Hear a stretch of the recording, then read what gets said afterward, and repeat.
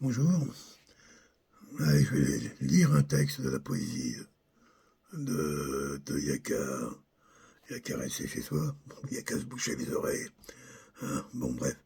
Je vais vous lire un petit peu les paroles de cette dernière chanson, histoire de voir qu'effectivement elle a bien sa place pour représenter la magie de la langue française, et la chanson française aux Jeux Olympiques.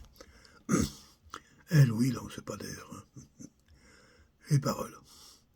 Tu veux Doggy, Doggy, Doggy, Doggy, Doggy, Doginé. Doggy, Doggy, Doggy, Doggy, Doggy, Doginé. Tu veux Doggy, Doggy, Doggy, Doggy, Doggy, Doginé. J'arrive presque à faire sans le lire. Doggy, Doggy, Doggy, Doggy, Doggy, Doginé. Bébé, je suis la buena. Appelle-moi XXXXXXX. Fuck tes choins. Sinon tu paieras la suenta. Non, joue pas à l'air Westa. Ce soir, c'est la fiesta. Tu m'as l'air ok. Donc je reprends les manettes. Je serai toujours au paix. J'ai le cadeau, t'inquiète. J'ai fait le taf. Je suis en place. Oh my god. Non, il n'y a pas my god. Oui, j'ai jobé. On dirait que je peux d'aide. J'ai pas d'ennemis, moi. C'est eux qui m'aiment pas. Un tas d'ennemis. Mais je les connais même pas. Tu veux Doggy, Doggy, Doggy, Doggy, Doggy, Doginé, Doggy, Doggy, Doggy, Doggy, Doggy, Doginé. Ah, les gens comme toi finiront sous mes bras. Ah, les gens comme toi finiront sous mes draps. Ah, les gens comme toi finiront sous mes bras. Ah, les gens comme toi finiront sous mes bras. Ah bon? XXXXXX. Ah bon? Ah bon? XXXXXXXXXXXXX. Une vingtaine de fois. PV, si tu comprends ce qu'elle dit, mort de rire. C'est traducteur. Ah, les gens comme toi finiront sous mes bras. Ah, les gens comme toi finiront sous mes draps. Ah, les gens comme toi finiront sous mes draps. Ah, les gens comme toi finiront sous mes bras. Il y a de la musique de même genre. Je prends deux avec mon téléphone, j'arrive à faire à peu près la même chose. Le pire, c'est que j'ai rien contre cette jeune femme. Ou ce trans, parce qu'apparemment c'est un homme, c'est évident. Et c'est pour ça que Macron l'a choisi. Bah, c'est même pas lui qui l'a choisi, je suis sûr, c'est Jean-Michel. C'est le même milieu, tout ça. Ils viennent du milieu trans, une famille un peu. Hein, ça vire beaucoup. Nightclub, le théâtre, c'est tout un milieu là-dedans. Et le satanisme, beaucoup. C'est côté gore, ouais, bien sûr. Moi, j'ai rien contre cette jeune femme, je m'en fous. Jamais j'aurais eu l'idée de passer une seconde à écouter cette merde, et encore moins à croire que ça allait représenter la chanson française aux Jeux Olympiques. Et je viens d'apprendre, même, on me dit que c'est en termes de variété française, parce que c'est de la variété française, et je reconnais que dans les années 70, de la merde en branche, il y en avait aussi. Hein. Ah, musicalement, oui, c'était dégueulasse. Oui, variété, c'est jamais terrible. Hein. Enfin, on dit de la variété, en fin de compte, c'est la seule chose qui soit pas variée, c'est bien la variété. Hein, si on choisit un tempo, bim, bim, bim, puis on raconte trois conneries. Et une danseuse ou un danseur se font tout jolis sur les scènes. Voilà. C'est de la merde, mais bon, ça n'a pas vocation à durer et à aller à l'Académie française, normalement. C'est fait pour animer une saison de plage, un été, et puis voilà, ça disparaît. Mais là, on nous dit que c'est quand même ce qui est le plus écouté dans le monde. Alors, et qui écoute de la musique comment on mesure ça? Moi, j'écoute de la musique, c'est vrai, mais c'est marrant, j'écoute pas beaucoup sur Internet. Et j'écoute avec ma propre musique. Alors, peut-être que je suis pas mesurable. Mais on nous dit, voilà, alors après, effectivement, ça qui est en tête, c'est les 15-25 ans, 25 ans. Et les parents de ceux-là, ils ont entre 30 et 35, autant dire, bon, bref. On voit à peu près la génération des moins de 35 ans, on va dire ça, quoi. C'est eux qui écoutent cette merde, des gens complètement incultes, des hyper-consommateurs, très crétins du bulle, oui, des idiots, quoi. Sans parler de tout ce qu'on leur a mis dans la tête, de wokisme, de LGBTisme, qui fait que voilà, on a réussi à inventer une génération de crétins qui vont prendre les rênes du monde, là, qui arrivent, là. Hein, pour les plus nouveaux, ils vont commencer à se retrouver, on voit déjà dans les cabinets ministériels, il faut voir un peu ce qui arrive, hein. 30, 50, mais du gros lourd, handicapé presque. Hein, c'est ça qui vient, quoi.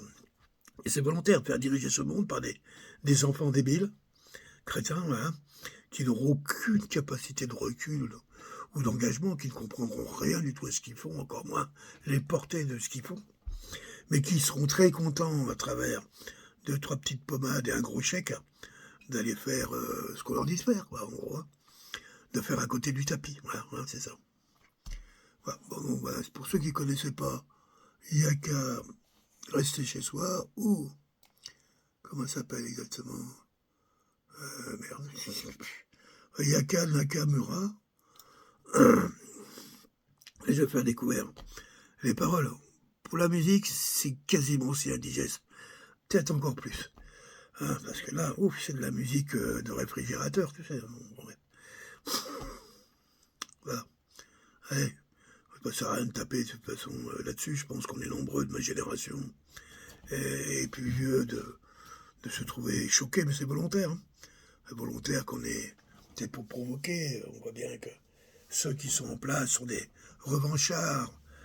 Macron, qui est un petit pédé notoire, qui a évolué dans le monde de la nuit, et de la pornographie et de la pédophilie, quoi. C'est là où il a été maqué par Jean-Michel, hein, qui l'a pris, qui l'a défoncé dans tous les sens, et qui l'a conditionné.